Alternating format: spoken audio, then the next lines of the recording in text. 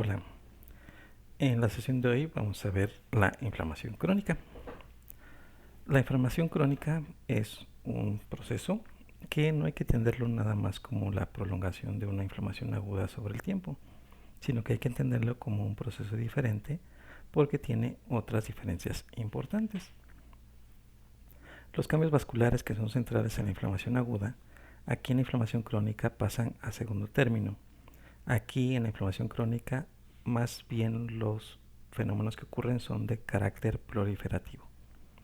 Los tipos celulares que prevalecen en el exudado son distintos, mientras que en la inflamación aguda predominaban los leucocitos polimorfonucleares. En la inflamación crónica, las células más abundantes van a ser de tipo mononuclear, que pueden ser macrófagos, linfocitos y células plasmáticas. También en la inflamación crónica podemos ver células gigantes multinucleadas, que se van a formar por la fusión de macrófagos activados y que van a adoptar diferentes formas, como son las células de Langhans en la tuberculosis o las células de cuerpo extraño. Y otras células importantes son los histocitos activados o llamados histocitos epitelioides, que van a caracterizar a la inflamación granulomatosa.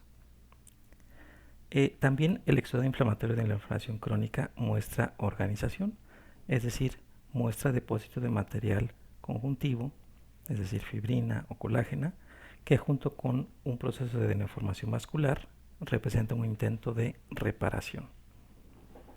También los mediadores de la inflamación crónica van a incluir a todos los que mencionamos en la inflamación aguda, además de otras citocinas cuya influencia va a ser determinante en las funciones de las células, sobre todo cuando hay un elemento de inmunidad adquirida en contra del agente causal. Finalmente, otra diferencia entre la inflamación aguda y la crónica es su resultado.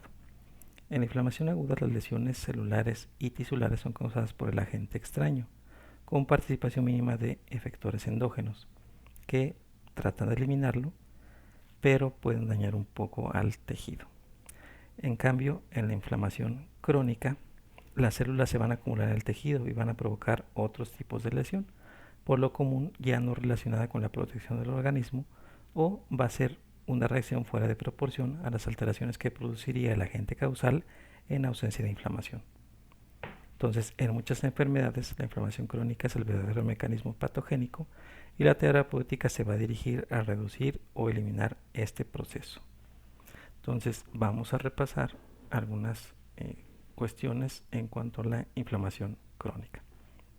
Entonces, la inflamación crónica podemos verla como un proceso inflamatorio de duración prolongada que se va a caracterizar porque vamos a tener momentos en que vamos a tener inflamación, que esto me va a provocar daño tisular y a su vez me va a provocar que haya una respuesta de reparación del tejido.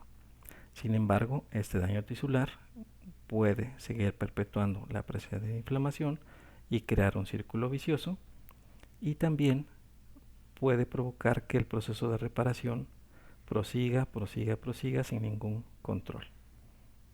Entonces, la inflamación, el daño y la reparación van a ser tres fenómenos que van a estar íntimamente relacionados en la inflamación crónica. Se va a caracterizar, como lo acabamos de mencionar, porque vamos a tener infiltración por células mononucleadas, vamos a tener destrucción del tejido con reparación, que va a implicar angiogénesis, vasos de deformación, y va a implicar activación de los fibroblastos, depósito de material colágeno. Entonces, la inflamación crónica puede venir de una inflamación aguda en la que persiste el estímulo y por lo tanto esta inflamación se perpetúa sobre el tiempo, o puede ser que tengamos eventos o momentos donde hay inflamación aguda, viene un periodo de quiescencia y otra vez viene una inflamación aguda, periodo de quiescencia, etc. Esto le llamaríamos como una inflamación insidiosa. Esta inflamación insidiosa pues nos va a provocar ya los daños de la inflamación crónica. Entonces, vamos a repasar las dos grandes características que tiene la inflamación crónica. La primera es el infiltrado inflamatorio. Ya mencionamos que es básicamente por células mononucleadas. De estas, los principales que vamos a encontrar son los macrófagos, los linfocitos y las células plasmáticas. Pero también puede darse el caso en que haya eosinófilos y mastocitos. Entonces, la célula principal, la más importante en la inflamación crónica, es el macrófago. El macrófago proviene de un sistema que denominamos fagocito o fagocítico mononuclear, que va a originarse a través o a partir de una célula precursora que va a estar en la médula ósea y que vamos a denominar monoblasto. Este monoblasto sale a la circulación y en la sangre periférica lo vamos a denominar monocito. Se va a caracterizar porque va a tener un núcleo único, más o menos central, y un abundante citoplasma. Ese monocito va a estar circulando y va a ingresar a los tejidos. Una vez en los tejidos, lo vamos a denominar macrófago o histiocito. Este macrófago se puede activar y entonces lo vamos a denominar macrófago activo, célula epitelioide, o puede confluir varios de ellos y lo vamos a denominar célula gigante multinucleada. También ese macrófago puede diferenciarse y residir permanentemente en un tejido. A ese macrófago le denominaremos propiamente histiocito, y estos histiocitos, dependiendo de la localización en el cuerpo, pueden adquirir diferentes nombres. Por ejemplo, los histiocitos que se encuentran en el sistema nervioso central lo denominamos microglia. Los histiocitos diferenciados que están en el hígado le llamamos célula de Kupffer. Y los histiocitos que están en los alveolos le llamamos macrófagos alveolares.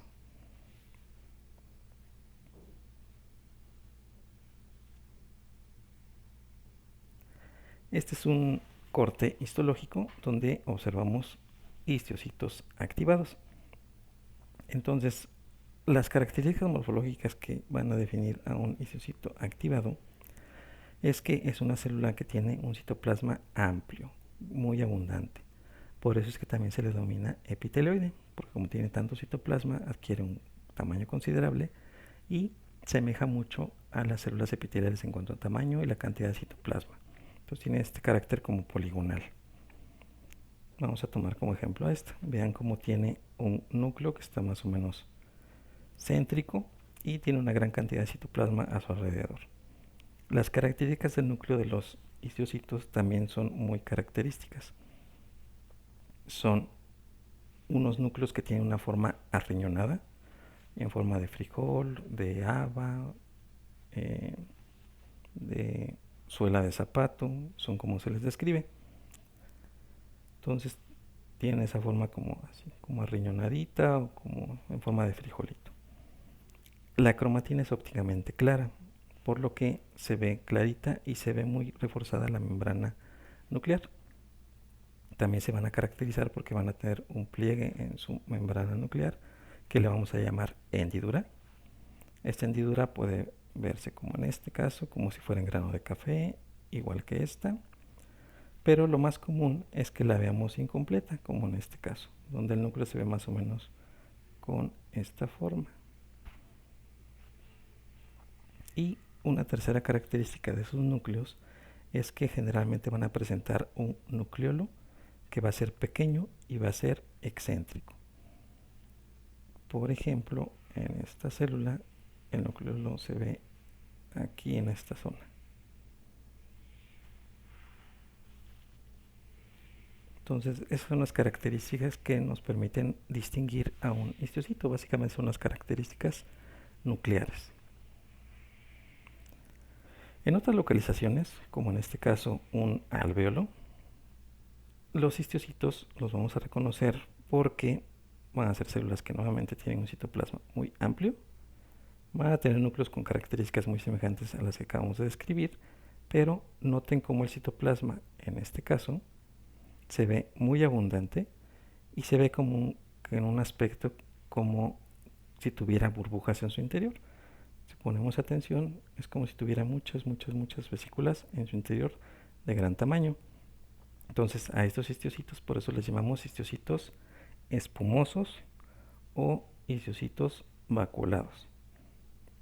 Estos histocitos son característicos de los alvéolos. Lo que están fagocitando son detritus celulares o sustancias que están ahí dentro de la luz alveolar, la están fagocitando para estar depurando y que no haya nada que impida el intercambio gaseoso.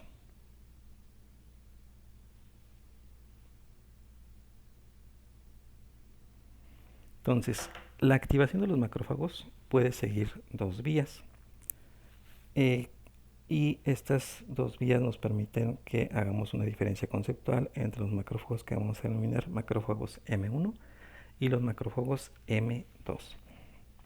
Una vez que sale el macrófago de la circulación al intersticio, dependiendo de la cantidad o el tipo de citocinas que va a ir, se va a diferenciar hacia uno de los dos grupos. Entonces, cuando tenemos en el sitio de la inflamación abundantes lipopolisacáridos, interferón gamma, TNF-alfa y factor estimulante de colonias de granulocito monocito, el macrófago se va a diferenciar a uno llamado macrófago M1, el cual básicamente va a provocar la secreción de diversas citocinas proinflamatorias como el propio TNF-alfa, interleucina 1 beta, interleucina 6, 12 y 23, y la liberación o expresión de estas quimiosinas CXCL5, CXCL9 y CXCL10.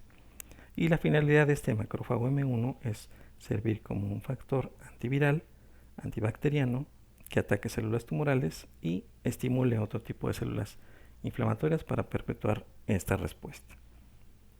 Contrario, si lo que hay en el tejido inflamatorio más bien es factor de necrosis tumoral beta, prostaglandina E2, interleucina 4, 13 o 10, va a seguir la vía M2.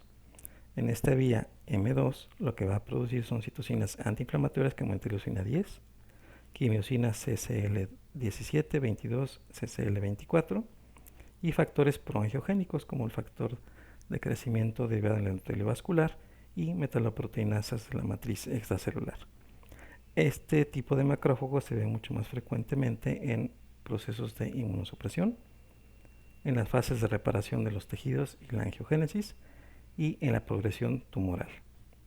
Entonces, en resumen, el macrófago M1 tiene una vía que su principal función es antimicrobiano y el macrófago M2 su principal función está relacionada con la reparación de los tejidos. Entonces, como mencionamos desde el principio, la inflamación crónica se va a caracterizar por dos fenómenos. Primero, por sus características de infiltrado inflamatorio, que ya vimos que es un infiltrado mononuclear, que morfológicamente se va a expresar mediante dos principales patrones. Uno es un patrón en el que van a predominar los linfocitos o las células plasmáticas. Entonces vamos a tener tejidos los cuales van a estar infiltrados por un proceso inflamatorio que va a estar rico en elementos mononucleares, en especial linfocitos y plasmáticas. Como ejemplo tenemos aquí una encefalitis viral, en la cual vemos que en los espacios de Virchow-Robin están cúmulos de linfocitos que forman una especie de manguito alrededor de los vasos sanguíneos que están en esa zona. Entonces, en los tejidos con inflamación crónica, lo que vamos a ver son infiltrados inflamatorios como estos, ricos en linfocitos, o en células plasmáticas o en histocitos, todos ellos mononucleados, y prácticamente no vamos a ver una cantidad importante ni de neutrófilos ni de otro tipo celular. Y el otro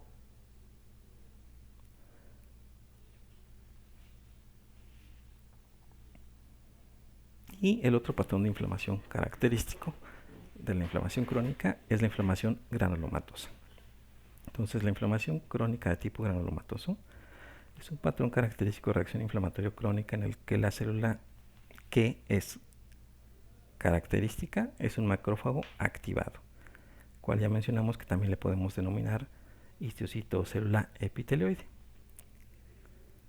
Entonces, un granuloma lo podemos definir como una zona local de inflamación que está compuesta por células o histocitos epitelioides y que puede tener un collar de leucocitos mononucleares, o sea, linfocitos, y además también puede tener la presencia de células gigantes multinucleadas. Los granulomas, dependiendo de algunas características que tienen, que ahorita las vamos a repasar, los podemos también a su vez dividir en dos tipos. Unos granulomas de tipo cuerpo extraño y granulomas de tipo inmunitario. Esta distinción es importante porque nos permite saber la probable fisiopatología de la formación de ese granuloma. El granuloma de tipo cuerpo extraño es una reacción de inmunidad innata en la cual muchos histocitos activados hacen unión y crean células gigantes que engloban partículas de un tamaño muy importante, cuerpos extraños que pueden ser elementos como hilos de sutura, una astilla, un microorganismo como un parásito que es de gran tamaño, pues se activan, se unen y se fusionan entre sí y forman células gigantes las cuales tratan de englobar esa gran molécula. En cambio, los granulomas de tipo inmunitario se van a caracterizar porque tiene que haber este proceso de activación del macrófago mediado por la interleucinas o por citocinas que provoquen su reclutamiento, su activación y que empiecen a secretar también ellos cosas. Entonces, esto más bien me quiere decir que la probable etiología es un proceso que implica reconocimiento antigénico, presentación de antígeno, etc. Entonces, básicamente el granuloma de este tipo inmunológico se va a formar porque una célula presentadora de antígeno degrada y procesa el antígeno, lo presenta a un linfocito, este linfocito se activa, expresa o excreta algunos factores como interleucinas, en este caso interleucina 2 o interferón gamma, y eso a su vez es lo que activa a los macrófagos para que se empiecen a agrupar y empiecen a acumularse en el sitio de la lesión. Y la forma en que se van a acumular es formando pequeños nódulos. Y eso es lo que vamos a denominar granuloma. Entonces, histológicamente, lo que va a caracterizar al granuloma de tipo inmunológico es que vamos a tener pequeñas formaciones nodulares, que es un nódulo, dos nódulos, tres nódulos, que van a estar compuestos básicamente de histocitos activados o histocitos epitelioides, que son todas estas áreas que se ven de un color rosa pálido. Se ve de un color rosa pálido gracias a que el citoplasma de estos histocitos es muy abundante, entonces es eosinofílico, y como tiene los núcleos más pequeñitos y también ya vimos que son ópticamente claros, pues no le van a dar esa afinidad tintorial de color azul. Entonces, gracias a esto en conjunto se va a ver de un color rosa. Y también mencionamos que pueden tener la presencia de células gigantes multinucleadas, aquí hay una y aquí hay otra, que no es más que la fusión de varios de estos histocitos para formar una sola célula de gran tamaño. Y a su vez, estos granulomas ocasionalmente pueden verse rodeados por un collarete de linfocitos, que son todos estos puntitos que vemos de color azul, que corresponden a núcleos de linfocitos. Aquí en las imágenes de abajo lo que estamos observando es a su mano izquierda una célula gigante multinucleada, donde podemos ver que todos estos puntitos de color oscuro son los núcleos, los cuales en este caso están dispuestos en una especie de herradura y todos están compartiendo un mismo citoplasma en común. Y esto le vamos a denominar entonces célula gigante. Y aquí a mano derecha lo que estamos viendo es que todas estas células que estamos viendo aquí, las de mayor tamaño, corresponden a histocitos. Las que ven como unos puntitos azules más o menos esféricos, muy pequeñitos, corresponden a linfocitos.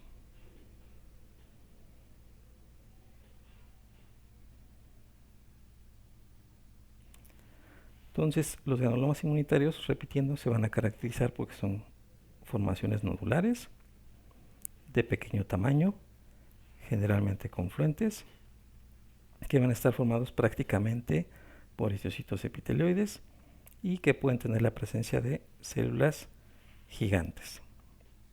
En algunos casos podemos ver también cómo se rodean de este infiltrado inflamatorio por linfocitos, es decir, un collarete de linfocitos, y también en ocasiones podemos ver si hay algún agente causal que esté provocando la formación de estos granulomas. En este caso, lo que se observa adentro de esta célula gigante multinucleada, esas dos estructuras esféricas que se ven ahí corresponden a coccidias. Es un caso de coccidioidomicosis donde vemos ahí dos de estos microorganismos que están adentro de una célula gigante multinucleada.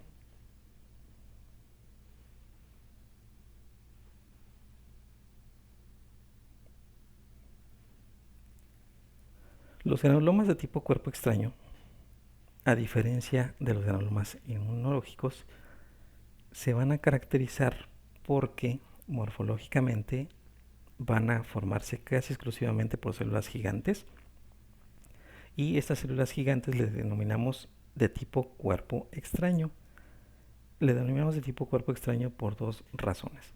Una, porque generalmente podemos ver qué es lo que están engullendo. Entonces podemos identificar el cuerpo extraño que están fagocitando.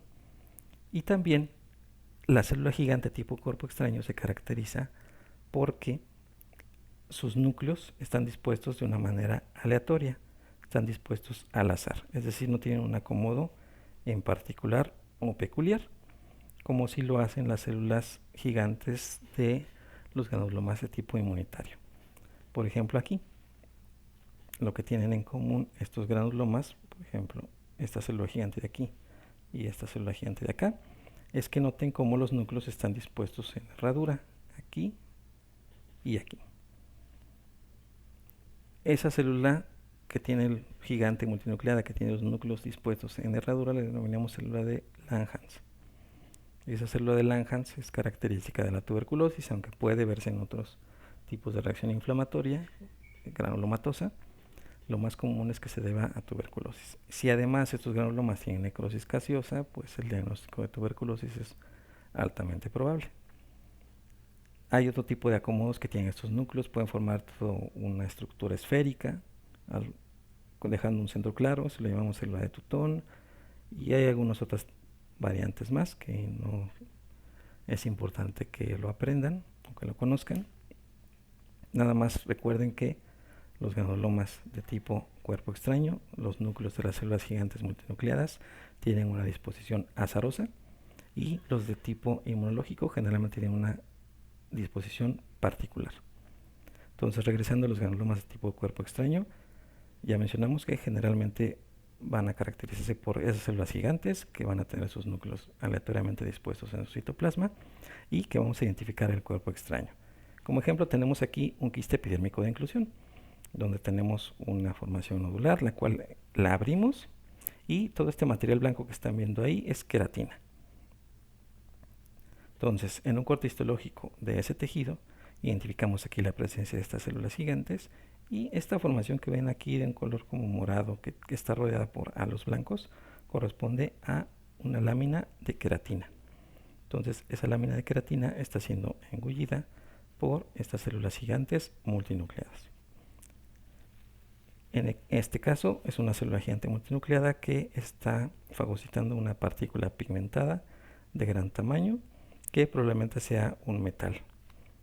Y en este caso lo que está fagocitando son fibras de asbesto, que son estas estructuras que se ven aquí y aquí, que se ven lineales, como una especie de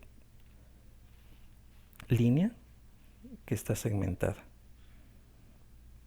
Corresponde a partículas de asbesto.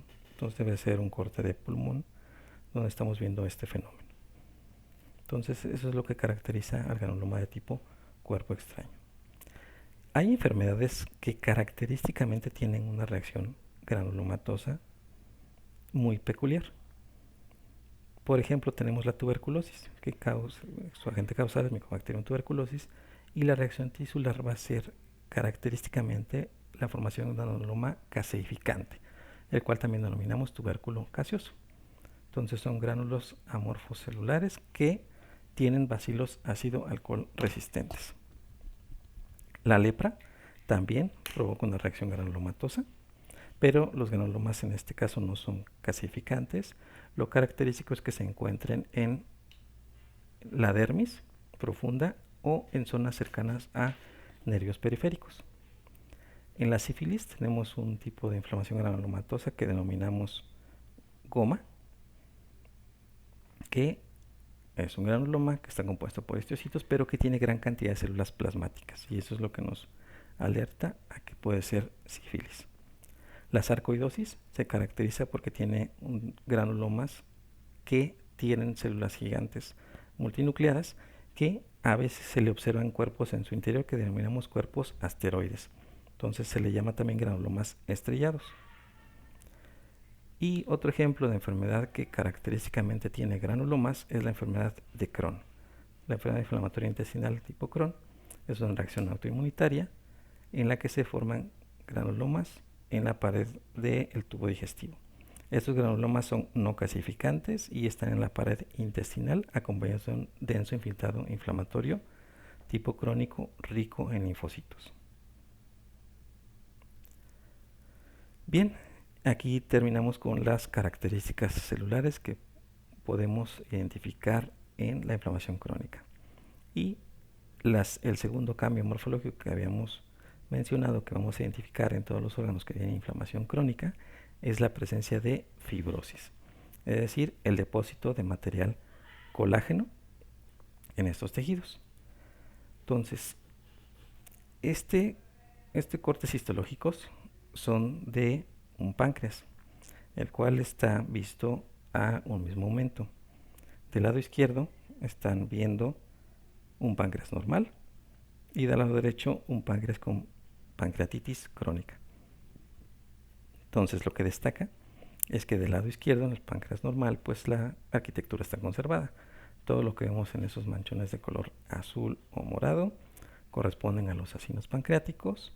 De repente por ahí vemos estas áreas claras, nodulares, que corresponden a los islotes de Langerhans.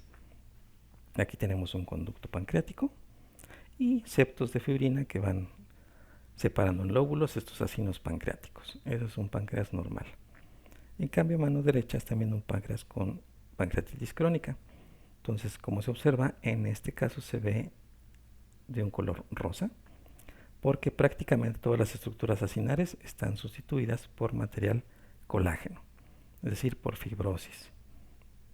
Y lo único que estamos viendo como elementos formes aquí son estas estructuras nodulares que corresponden a islotes de Langerhans. ¿Y por qué nada más quedan los islotes de Langerhans? Porque son células que son lábiles, pero que tienen gran capacidad reproductiva. Entonces, ante el daño que está ocurriendo en esa zona, son capaces de proliferar y persistir, cosa que no hacen las células acinares. Entonces, prácticamente solo quedan islotes de Langerhans y uno que otro conducto por ahí perdido. Entonces vean cómo todo el tejido está sustituido por este material de color rosa que corresponde a colágeno, fibras de colágeno. Y macroscópicamente, este es un aumento de la misma zona de pancreatitis crónica, nada más para que noten otra característica. Ya vimos que la mayoría de este campo está sustituido por fibrosis, pero también noten que hay muchos puntitos de color azul o oscuro en el estroma. Los que vean de una forma perfectamente redonda y con este color azul oscuro van a corresponder a linfocitos. Entonces, en este campo estamos viendo los dos elementos de la inflamación crónica que podemos observar en cualquier tejido.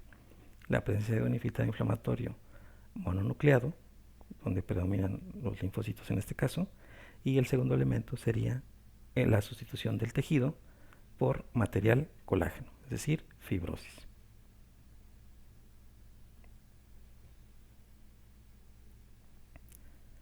Y por último, macroscópicamente, anatómicamente, ¿cómo vamos a identificar la inflamación crónica? Pues precisamente los órganos en cuestión afectados van a tener una consistencia indurada y un aspecto fibroso. Entonces van a ser más duros de lo común, van a ser más blancos y generalmente van a ser atróficos, van a tener menos tamaño del convencional. Este es un ejemplo de una cirrosis hepática. Están viendo un hígado y cada uno de los nodulitos que estamos viendo en este hígado corresponden a nódulos de regeneración, los cuales están separados por septos fibrosos que están viendo de un color blanco. Vean cómo tienen una gran cantidad de fibrina. En este caso tal vez no es tan notorio para ustedes que están empezando, pero lo que sí pueden correlacionar es que un hígado cirrótico es de un tamaño más pequeño que un hígado normal. Entonces tenemos atrofia de ese órgano. Y en este caso sí es evidentísima la fibrosis del tejido. Es un caso nuevamente de una pancreatitis crónica. Y vean cómo a su derecha el páncreas está completamente sustituido por material de un color blanco o amarillo claro que corresponde a la fibrina.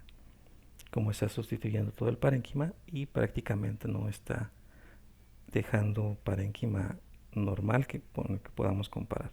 Entonces, macroscópicamente los órganos que están sometidos a inflamación crónica tienen esta característica, van a aparecer o van a tener una apariencia fibrosa. Entonces van a ver blancos, van a estar indurados y muy probablemente van a estar atróficos, y van a tener menos tamaño del habitual. Bien, con esta diapositiva terminamos esta sesión y nos vemos en la siguiente sesión que corresponderá a reparación.